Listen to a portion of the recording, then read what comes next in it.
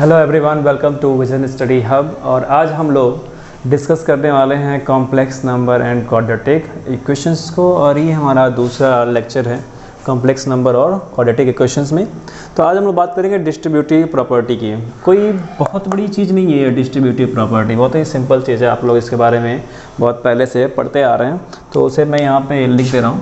इसमें 3 complex numbers को मैं दिखा रहा हूँ, Z1 Z2 प्लस Z3। तो इसको डिस्ट्रीब्यूटिव तरीके से सॉल्व कर लेते हैं। डिस्ट्रीब्यूटिव यही है कि पहले Z1 का मल्टीप्लाई Z2 में करेंगे, Z1 इंटू Z2 प्लस फिर Z1 का मल्टीप्लाई Z3 में करेंगे, तो Z1 इंटू Z3 ये चीज़ होगी। यहाँ एडिशन की तरह से था, अब जरा इसको सब्ट्रैक्शन की तरह से मैं दिखा दे रहा हूँ। Z2 minus Z3 equal Z1 Z2 minus Z1 Z3। ये दो तरह से मैंने आपको यहाँ पे दिखा दिया। मल्टीप्लिकेशन और डिवीजन में भी आप इसको देख सकते हैं। ये इसी तरह से डिस्ट्रीब्यूटिव प्रॉपर्टी सॉल्व होगी, वो आप खुद ब खुद भी कर सकते हैं। अब जरा हम बात करते हैं डिवीजन ऑफ कॉम्प्लेक्स नंबर्स की। डिवीजन ऑफ कॉम्प्लेक्स नंबर्स की, division of complex numbers, division of complex numbers. इसमें मैं आपको एक एग्जांपल लेता हूँ।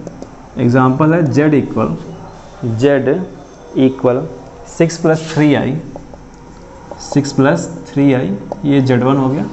ये Z2 इक्वल 2 माइनस आई ले लेते हैं, क्या लेते हैं 2 माइनस आई।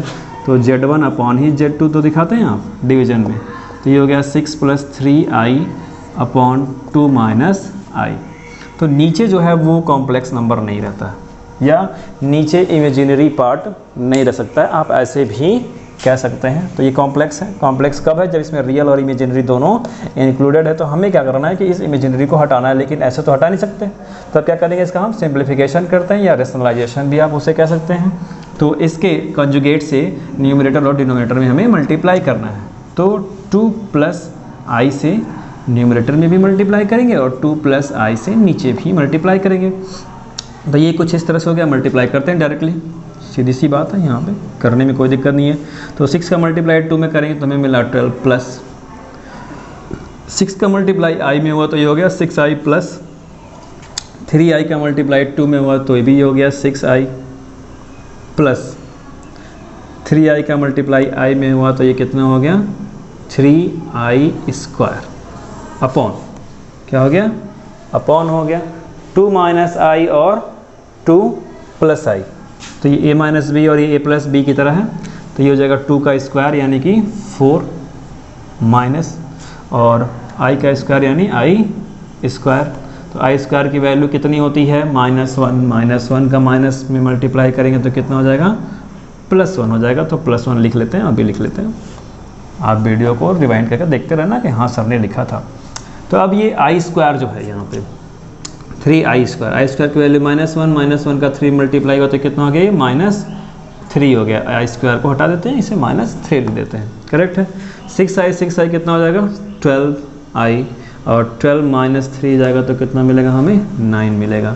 तो 9 प्लस 12i अपॉन 4 प्लस 1 कितना हो गया 5 हो गया। तो इसे रियल पार्ट्स और इमेजिनरी पार्ट्स में स्प्लिट कर लेते हैं, तो ये हो जाएगा 9/5 प्लस i को अब बाहर रख देते हैं, क्या रख देते हैं अब बाहर करते हैं, और फिर लिखते हैं 12/5। i को चाहे तो आप इधर भी लिख सकते हैं, चाहे तो आप इधर भी लिख सकते हैं। अब यहाँ पर 9/5 जो है वो रियल पार्ट्स हो गया, और i 12/5 जो है ये क्या हो गया इमेजिनरी पार्ट हो गया। रियल पार्ट्स और इमेजिनरी पार्ट के इंक्लूडेशन के साथ ही कॉम्प्लेक्स नंबर बनता है। तो अब हमको डिवीजन के आफ्टर दैट भी क्या मिला, एक कॉम्प्लेक्स नंबर मिल रहा है, एक कॉम्प्लेक्स नंबर मिल रहा है। ये है आपका कॉम्प्लेक्स नंबर 9/5 प्लस i 12/5। तो इस तरह से आप डिवीजन ऑफ कॉम्प्लेक्स नंबर में क्वेश्चंस को सॉल्व करेंगे, डिवाइड करके। Z2 इक्वल 2 माइनस आई और Z1 इक्वल 6 प्लस 3i। तो इसको पॉज करके नोट डाउन कर लीजिए। अब हमारा नेक्स्ट टॉपिक है पावर ऑफ i जो है वो इमेजिनरी नंबर को शो करता है, आयोटा होता है, आयोटा भी कहते हैं उसे। तो i की वैल्यू कितनी होती है, i इक्वल होता है अंडर रूट में -1। तो i को मैंने स्क्वायर कर दिया तो कितना मिलेगा हमें -1। फिर आई का क्यूब कर देते हैं, आई का क्या कर देते हैं, क्यूब कर दिया तो हमें मिला माइनस आई। क्या मिला हमें, माइनस आई। फिर आई पे पावर 4 कर दिया, आई पे पावर 4 कर दिया तब कितना मिला हमें, 1 मिला, तब मिला 1।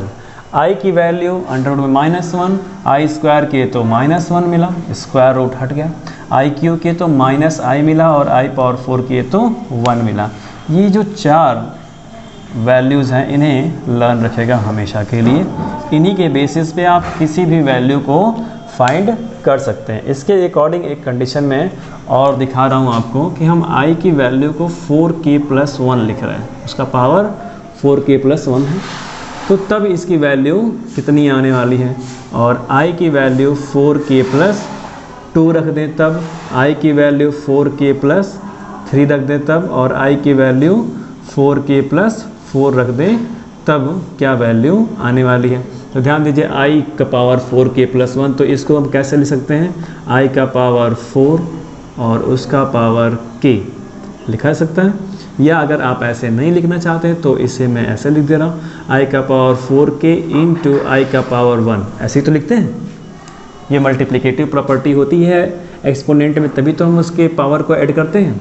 तो 4k+1 है तो मैंने इस मल्टीप्लिकेशन में इसको स्प्लिट कर लिया। तो अब i का पावर 4k जो है उसको मैं ऐसे दिखा रहा हूँ, लिख सकते हैं इस तरह से, और i का पावर 1 इंटू का मतलब i ही हुआ।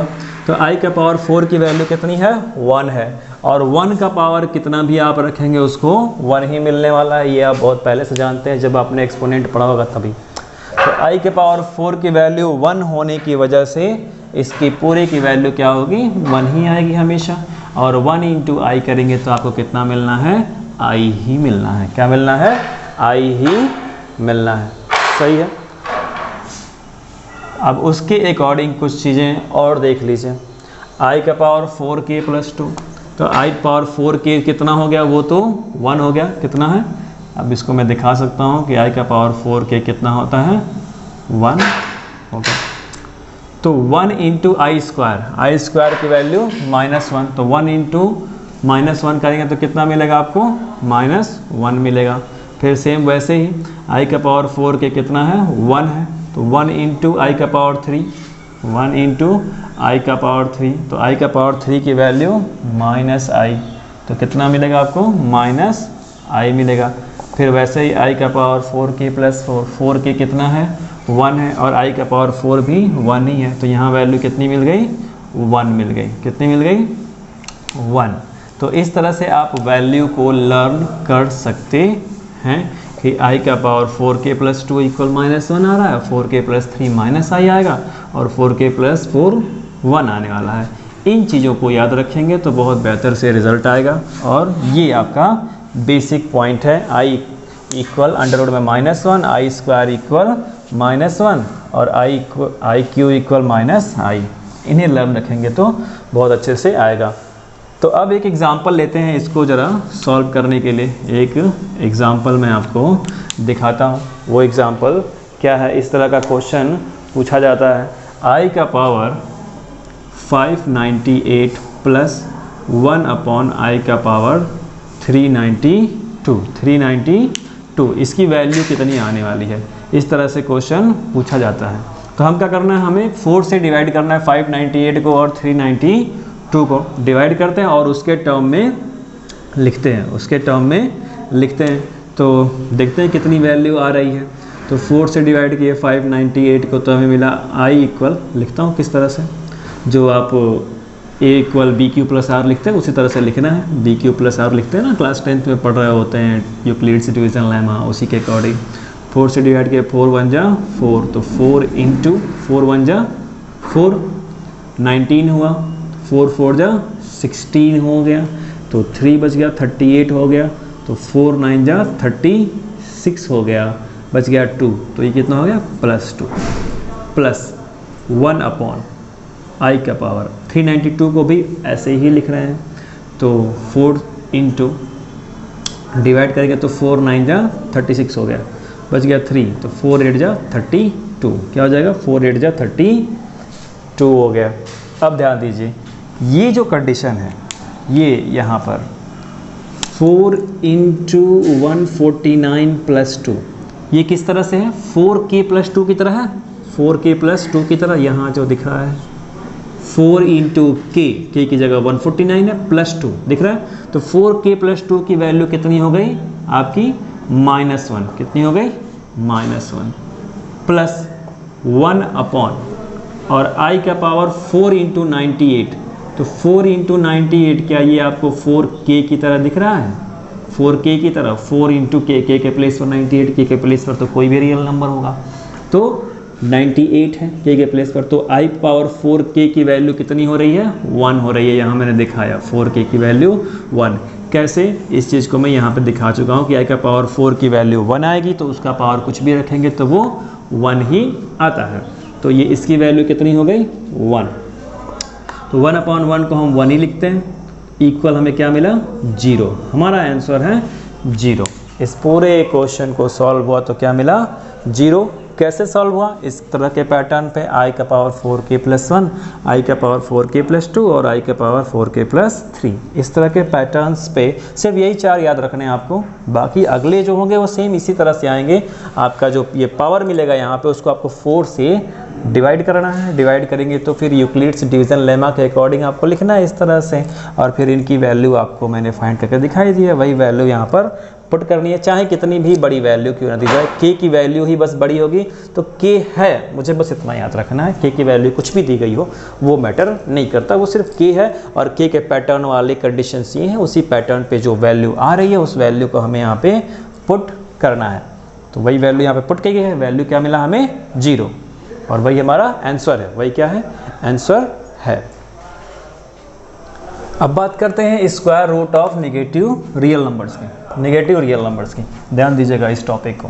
इस टॉपिक में बहुत सारे ऐसे मिथ हैं जो चीज़ों से जुड़े हुए हैं, रूट से, स्क्वायर रूट से, वो अभी आप कंफर्म कर लेंगे, क्लियर हो जाएगा वो डाउट्स जो है आपके मन में। तो मैं यहाँ पे एक रियल नंबर लिख रहा हूँ, वो है 1 लिखा मैंने, ध्यान दीजिएगा। तो 1 को क्या मैं इस तरह से लिख सकता हूँ? -1 इंटू -1, माइनस से माइनस प्लस हो जाएगा, और फिर 1 इंटू 1 1 हो जाएगा, और फिर 1 का स्क्वायर रूट आपको 1 ही मिल जाएगा। ऐसे ही थिंकिंग है आपकी, बिल्कुल। चलिए ऐसे लिख दिया गया। तो ये -1 ये क्या होगा? -1 क्या होता है? -1 और -1 ये दोनों चीज़ें क्या होती हैं? इसको थोड़ा सा स्प्लिट करेंगे तो कैसे लिख सकते हैं? -i इंटू -i, ऐसे लिखा जा सकता है।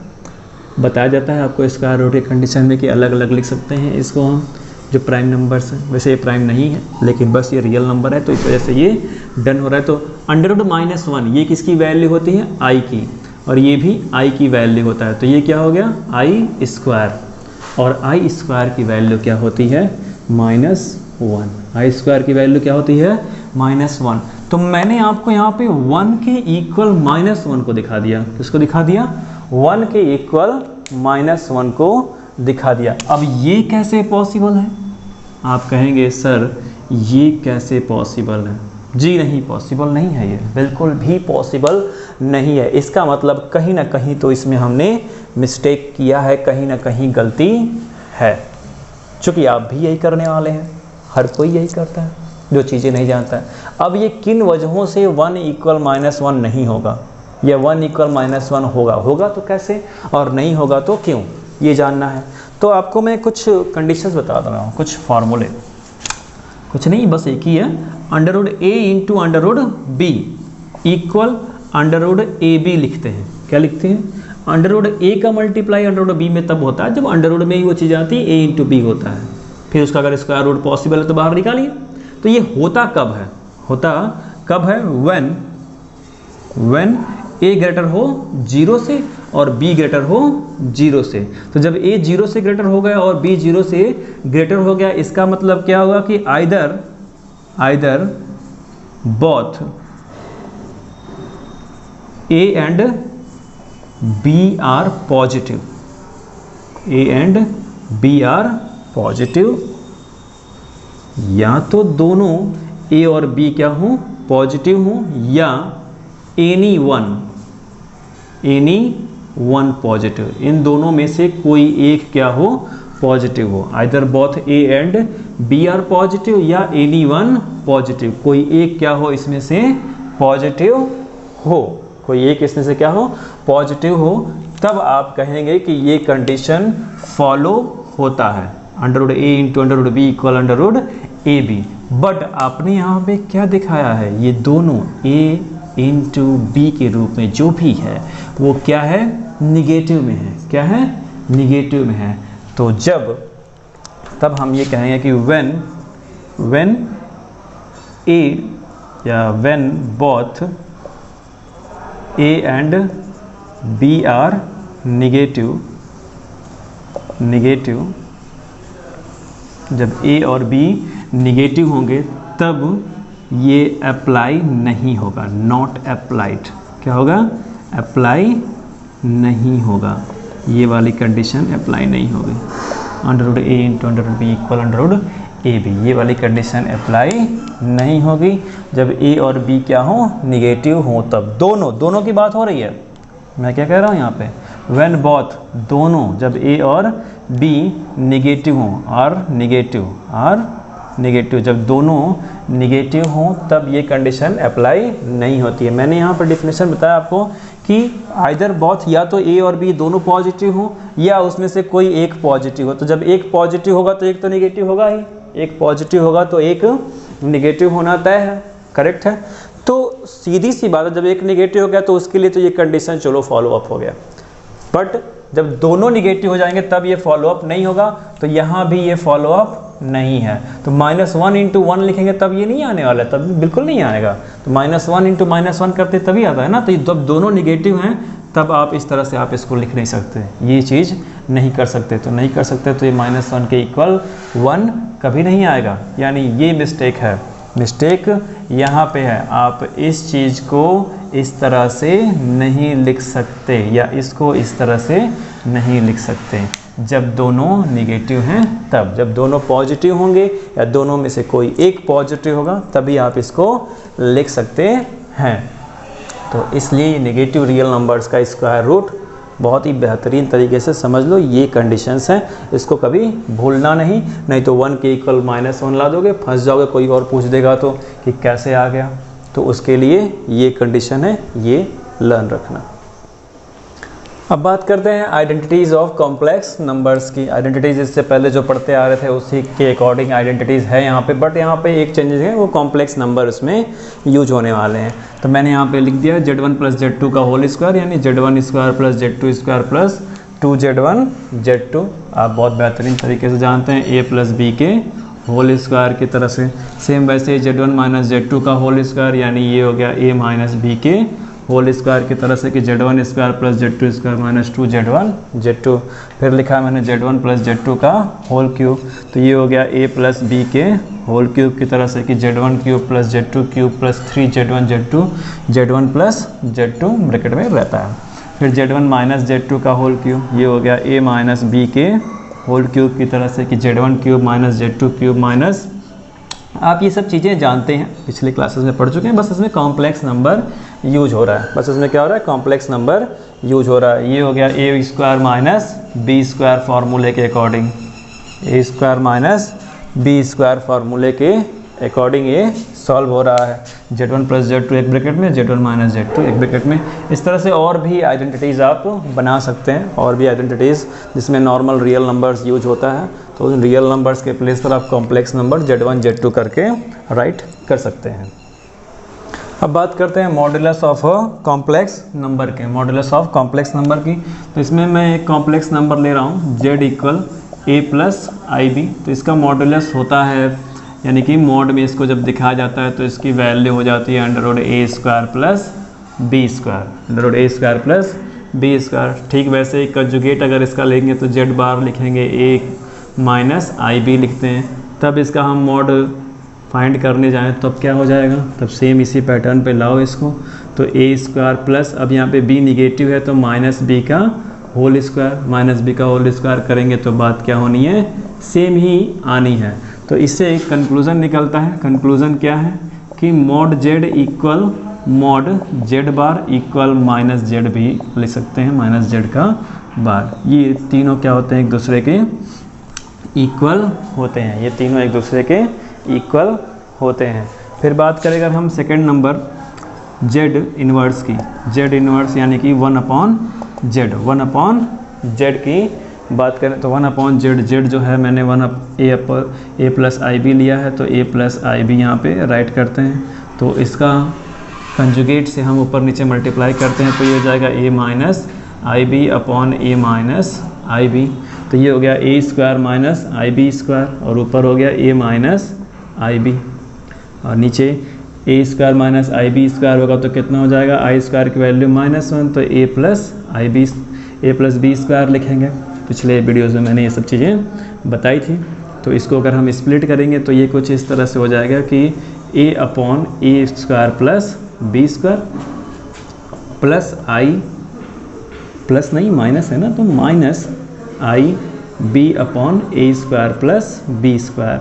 आप इस तरह से इसको लिख सकते हैं। ये पार्ट रियल पार्ट हो जाएगा, ये पार्ट इमेजिनरी पार्ट हो जाएगा। रियल और इमेजिनरी में करना ज़रूरी होता है, रियल और इमेजिनरी में करना इसे ज़रूरी होता है।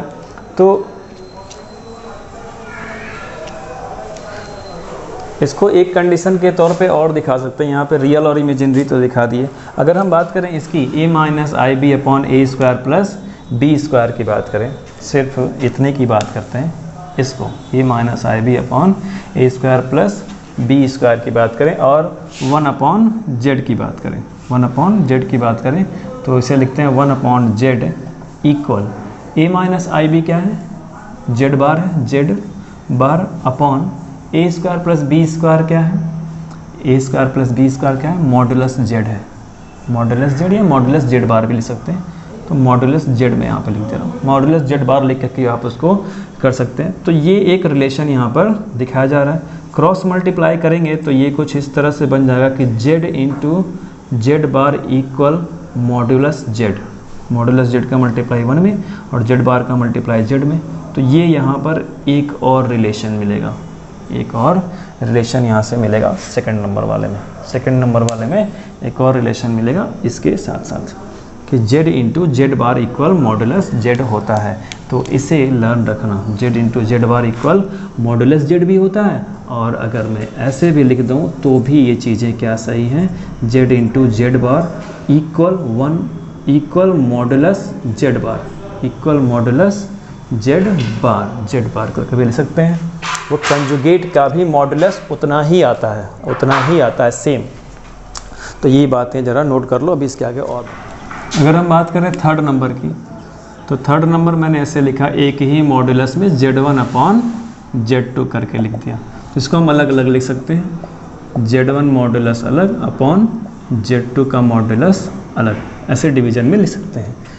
फिर अगर बात करें इसी तरह से सेम 4 नंबर की, कि मॉडुलस एक ही मॉडुलस में z1 इंटू z2 लिख दिए, तो इसे स्प्लिट किया जा सकता है, एक मॉडुलस में z1 इंटू दूसरे मॉडुलस में z2, ऐसे लिख सकते हैं।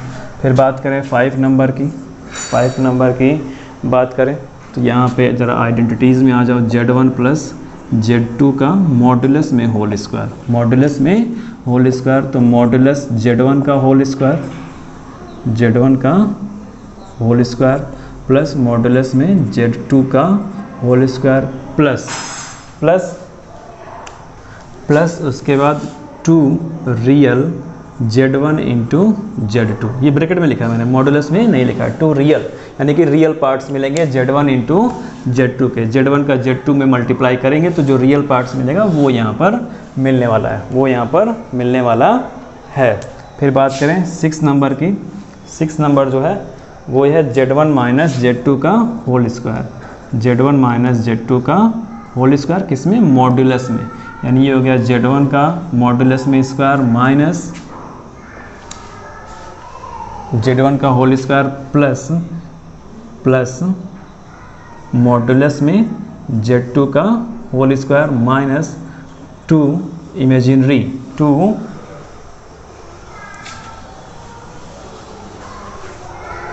Minus 2 real z1 into z2 bar, यानी z2 का कंजुगेट, और उस कंजुगेट से z1 में मल्टीप्लाई करेंगे तो जो रियल पार्ट्स मिलेंगे उसको यहाँ पे लिखेंगे माइनस के साथ, माइनस के साथ लिखेंगे।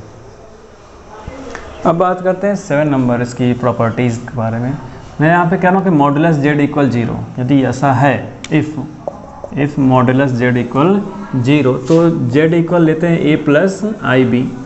तो इसका मतलब ये हो गया कि मॉडुलस z जो है वो क्या हो गया, √a² प्लस b²। तो मॉडुलस z इक्वल 0 दिखा रहा है, यानी इसके इक्वल 0 हम दिखा रहे हैं।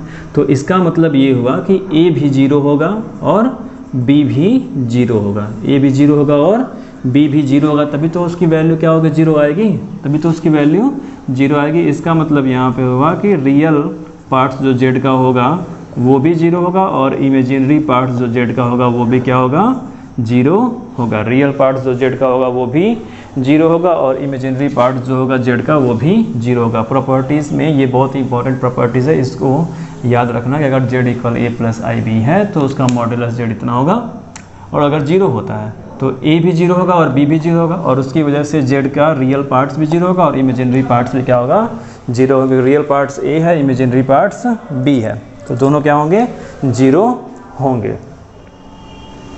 अब बात करते हैं inequalities in a complex number की, इनइक्वालिटीज़ इन कॉम्प्लेक्स नंबर की। रियल नंबर्स में हम ये स्टोरी बताते हैं कि 2 लेस देन 4, ये बातें कही जा सकती हैं, या ये कह सकते हैं कि 4 ग्रेटर देन 2, ये बातें कही जाती हैं कि 4 ग्रेटर देन 2 है और या 2 लेस देन 4 है, ये दोनों बातें कही जा सकती हैं।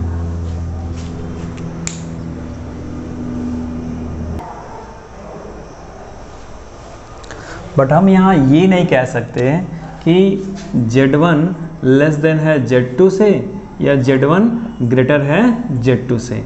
ये दोनों कंडीशन नहीं कह जा सकती, क्योंकि ये कंपेयर नहीं कह सकते, नॉट टू कंपेयर। इन बातों को ज़रा बेहतर ढंग से समझना, इन प्रॉपर्टीज़ को, क्योंकि जब हम आगे आर्गेट प्लेन जब बताएंगे वहाँ पर इन बातों का बड़ा इंपॉर्टेंस है। जब पोलर के बारे में बताएंगे तब यहाँ पर ये चीज़ें बहुत ही इंपॉर्टेंट है, क्योंकि हम किसी भी कॉम्प्लेक्स नंबर का दूसरे कॉम्प्लेक्स नंबर के साथ कंपैरिजन नहीं कर सकते, कंपैरिजन नहीं किया जा सकता है। और इस वजह से बट ये बात ज़रूर कही जा सकती है, कि Z1 का मॉडुलस Z2 से स्मॉलर होता है। ये इसमें कंपैरिजन कर सकते हैं, मॉडुलस में कंपैरिजन कर सकते हैं, लेकिन यहाँ कंपैरिजन नहीं कर सकते। ये चीज़ पॉसिबल है, ये चीज़ नहीं पॉसिबल है। ये पॉसिबल है बट दूसरा पॉसिबल नहीं है, क्योंकि यहाँ पर जो चीज़ें रहती हैं सिर्फ मैग्नीट्यूड रहता है, सिर्फ क्या रहता है, मैग्नीट्यूड रहता है, और वो दोनों चीज़ें क्या होती हैं, रियल बातें होती हैं, कुछ इमेजिनरी नहीं रह जाता। a² प्लस b² अंडरवुड में रहता है यहाँ पे दोनों कंडीशन में। बट यहाँ पे क्या है, i का रहना ज़रूरी है, इमेजिनरी भी रहना है, रियल भी रहना है, तो इस वजह से हम इनका कंपैरिजन नहीं कर सकते। ये इनइक्वालिटीज़ है, यही क्या है, इनइक्वालिटीज़ है इस कॉम्प्लेक्स नंबर में। कॉम्प्लेक्स नंबर में यही इनइक्वालिटीज़ है। मॉडुलस का कंपैरिजन आप कर सकते हैं, लेकिन इनका कंपैरिजन आप नहीं कर सकते, इनका कंपैरिजन नहीं कर सकते। तो ये बातें याद रखिएगा स्टूडेंट्स। इस वीडियो को पॉज करके इसके नोट्स बहुत ही अच्छे तरीके से बना लीजिए, ताकि आपको एक्सरसाइज सॉल्व करने में बहुत ही इजी हो, हेल्प मिले।